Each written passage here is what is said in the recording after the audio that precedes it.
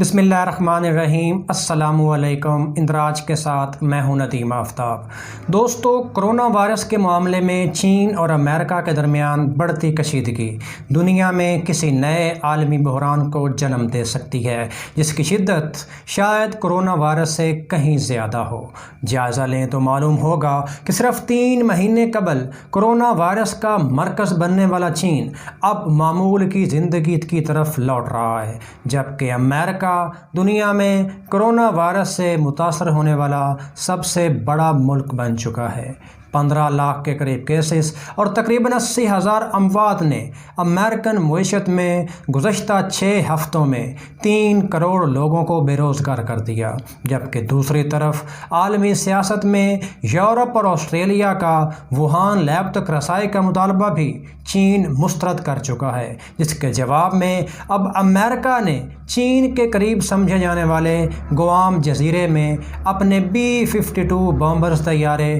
دوبارہ تعینات کر دیے ہیں، جو بڑھتی کشیدگی کا ایک واضح ثبوت ہے۔ لیکن سوال یہ ہے کہ آخر امریکہ اور مغرب میں چین کے خلاف بڑھتی نفرت کی اصل وجہ کیا ہے، اور کس طرح سے چین اس بحران کو عالمی طاقت کے توازن میں استعمال کرنے کی کوشش کر رہا ہے، اور ہم جائزہ لیں گے کہ آخر امریکہ اور چین کے درمیان روایتی یا غیر روایتی جنگ کے کتنے امکانات موجود ہیں۔ ہمارے ساتھ رہیے۔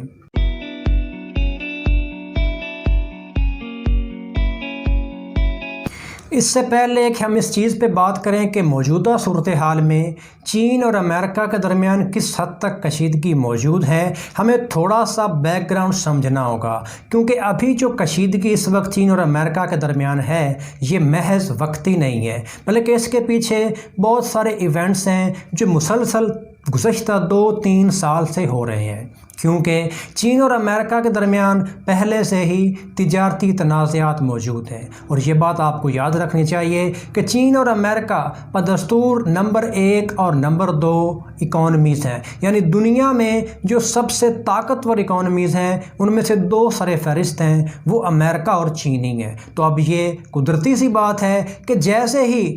چین یعنی جو کہ نمبر 2 ہے وہ امریکہ کو شکست دینے کی کوشش کرے گا تو امریکہ کو یعنی نمبر 1 کو اوبویسلی غصہ آئے گا۔ تو اسی بیس پہ چین اور امریکہ کے درمیان کرونا وائرس سے پہلے بھی تجارتی جنگ موجود ہے، جس کی بنیادی وجہ یہ تھی کہ چین میں پیدا ہونے والی اشیاء تو امریکہ میں بہت اچھے انداز میں بک جاتی تھیں، لیکن امریکہ میں پیدا ہونے والے اشیاء چین میں اتنے اچھے انداز میں نہیں امریکہ بیچ سکتا تھا۔ کیونکہ چین خود اپنی چیزیں امریکہ کے مقابلے میں بہت بہتر انداز میں پیدا کرتا تھا۔ تو اس بات پہ چین اور امریکہ کے درمیان تجارتی تنازع شروع ہو گیا، اور دونوں اطراف میں بھاری قسم کے ٹیکسز جو ہیں وہ لگائے گئے، جس سے دونوں ممالک کی اکانومیز متاثر ہوئیں، لیکن اس سے چین پر اثر اتنا زیادہ نہیں پڑا۔ کیونکہ چین کی اکانومی عالمی سطح پر ایک ایمرجنگ اکانومی ہے، اور اس کے پیچھے جو چین کی کرنسی ہے وہ دنیا میں اتنی زیادہ پاورفل نہیں ہے، جبکہ اس کے مقابلے میں امریکن کرنسی ڈالر جو ہے وہ بہت زیادہ طاقتور سمجھی جاتی ہے۔ تو اگر کبھی چین کو کوئی نقصان ہوا بھی تو اس کے وجہ سے جو چین کی کرنسی ہے وہ چونکہ اتنی پاورفل نہیں ہے، لہٰذا چین کے لیے اس نقصان کو پورا کرنا آسان ہے، جبکہ امریکہ کے لیے اس کو پورا کرنا بہت مشکل کام ہے۔ تو اسی چیز نے چین اور امریکہ کے درمیان ایک تجارتی تنازع کو جنم دیا، جو کہ ابھی بھی موجود ہے، لیکن اس کے ساتھ ہی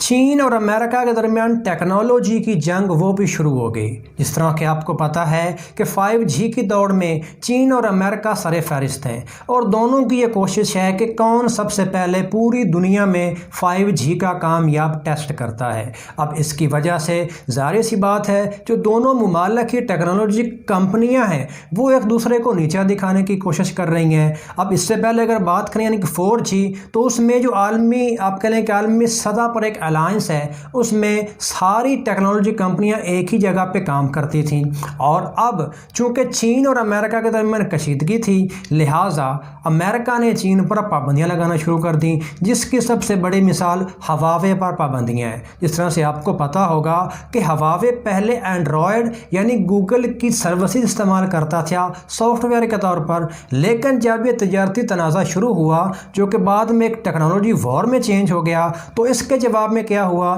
کہ امریکہ نے چین کی کمپنی ہواوے پر مختلف قسم کی پابندیاں لگا دیں، اور اس کے بعد گوگل نے اپنی تمام تر سروسز ہواوے سے ہٹا لیں، جس کے بعد ہواوے کے لیے وقتی طور پر مارکیٹ میں کچھ چیزیں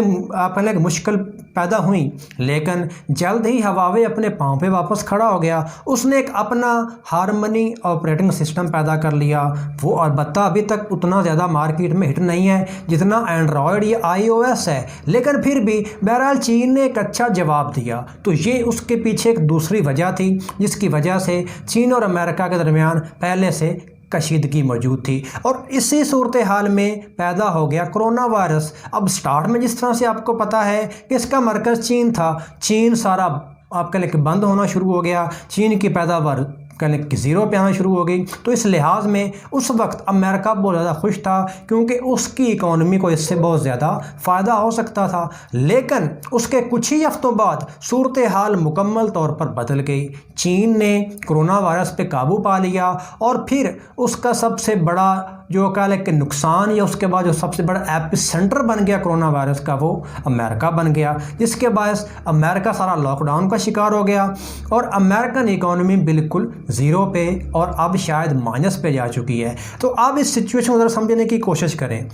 ایک طرف چین کرونا وائرس سے مکمل طور پر باہر نکل آیا ہے، اس کی اکانومی نے چیزوں کو ریوائیو کرنا شروع کر دیا ہے، لیکن اس کے برعکس امریکہ میں چیزیں بالکل بھی پیدا نہیں ہو رہی، یعنی ان کی اکانومی سٹینڈ سٹل ہے۔ اب تک 3 کروڑ لوگ جو ہیں وہ وہاں پہ بے روزگار ہو چکے ہیں۔ تو اس وجہ سے ایک اوبویس سا غصہ امریکہ کو ہے، کیونکہ وہ عالمی سطح پر دنیا کی نمبر 1 اکانومی ہے، اور اب جب اگر وہ زیرو پہ ہے تو اس میں اوبویسلی غصہ تو اس کو آئے گا، لیکن اس کے برعکس جو آپ کہیں کہ نمبر 2 یا چین ہے، وہ اپنی چیزیں پیدا کر کے دنیا کو بیچنے کی پوزیشن میں پھر سے آ گیا ہے۔ تو اب یہ جو سچویشن ہے، اس سے چین اور امریکہ کے درمیان جو کشیدگی پہلے سے موجود تھی اس میں مزید اضافہ ہو گیا، اور اس کے بعد جب امریکہ نے اس بات کا مطالبہ کیا کہ چین کو ووہان لیب تک رسائی دینی ہوگی، تو چین نے اس کو بھی مسترد کر دیا، جس کے بعد کشیدگی میں بہت زیادہ اضافہ ہو گیا۔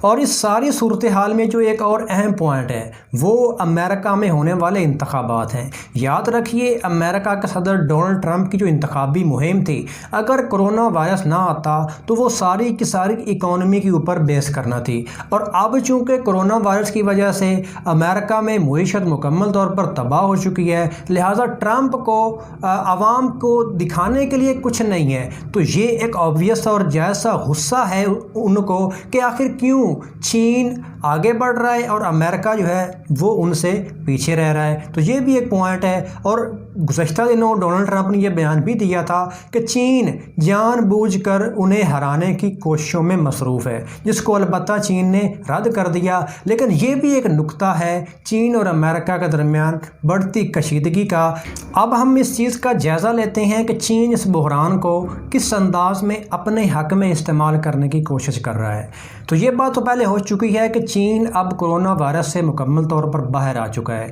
جبکہ چین کے علاوہ جو باقی تقریباً ساری دنیا ہے وہ اس وبا کی لپیٹ میں ہے۔ تو اب چین نے یہاں پہ ماسک ڈپلومیسی کا آغاز کر دیا، یعنی دنیا بھر کو آپ کہہ لیں کہ کرونا وائرس سے بچنے کے لیے حفاظتی کٹس اور اس سے متعلق جو دیگر سامان ہے، مواد ہے، جو چیزیں ہیں، وہ دنیا کو فراہم کرنا شروع کر دیں، جس سے چین کی عالمی طاقت میں اضافہ ہوا ہے۔ اگر جائزہ لیں تو ساؤتھ ایشیا، ایسٹرن یورپ اور خاص طور پر افریقہ کے جو ممالک ہیں وہاں پہ چین کا اثر و رسوخ بہت زیادہ بڑھ گیا ہے۔ کیونکہ ان ممالک کو آبویسلی کسی نہ کسی کی مدد کی ضرورت ہے، اور اب چونکہ امریکہ خود وہاں پہ پھنسا ہوا ہے، وہ اپنی مدد خود آپ کہہ لیں کہ اس کو کرنے میں مشکل پیش آ رہی ہے، تو باقی ممالک کی وہ مدد کیا کرے گا؟ تو یہ جو موقع ہے یہ چین کے لیے گولڈن اپرچونٹی بن گیا۔ تو چین نے ان ممالک کی زیادہ مدد کرنا شروع کر دی جو اس وبا سے متاثر ہیں، لیکن امریکہ وہاں پہ نہیں پہنچ رہا۔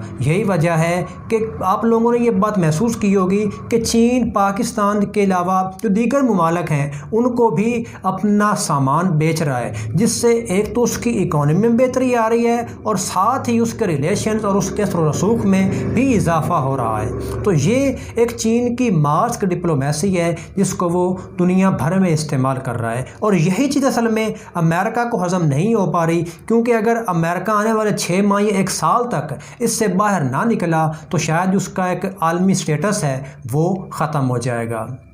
معیشت کے ماہرین کے مطابق امریکہ اور یورپ میں کرونا وائرس کی وجہ سے جو تباہی آئی ہے اس سے نکلنے کے لیے ان ممالک کو کئی سال تک مسلسل جد و جہد میں رہنا ہوگا، اور وہ سارے جو سال ہوں گے، وہ سارا جو وقت ہوگا، وہ اصل میں چین اپنے آپ کو ایک ہائیسٹ جو کہنے کا لیول ہے اس تک لے جانے میں استعمال کرے گا۔ تو یہ بھی ایک نکتہ ہے کہ انہیں شاید محسوس ہو چکا ہے کہ اب اگر ہم اس وبا سے باہر آ بھی گئے تو آنے والے وقت میں اپنا کہہ لیں اکانومی کے جو بیلنس ہے اس کو واپس حاصل کرنے کے لیے انہیں بہت زیادہ جدوجہد کرنی پڑے گی، اور اس وقت تک چین بہت زیادہ سٹیبل ہو چکا ہوگا، کیونکہ چین تو ابھی سے اوپن ہو چکا ہے۔ وہاں پہ آپ کہہ لیں کہ جو چیزیں ہیں وہ اسی انداز میں پیدا ہو رہی ہیں، اور چین دنیا کو چیزیں بیچ بھی رہا ہے، اکانومی بھی بہتر ہو رہی ہے، اور اس کے اثر و رسوخ میں بھی اضافہ ہو رہا ہے۔ اب اگر اس چیز کا جائزہ لیا جائے کہ چین اور امریکہ کے درمیان روایتی یا غیر روایتی جنگ کے کتنے امکانات ہیں،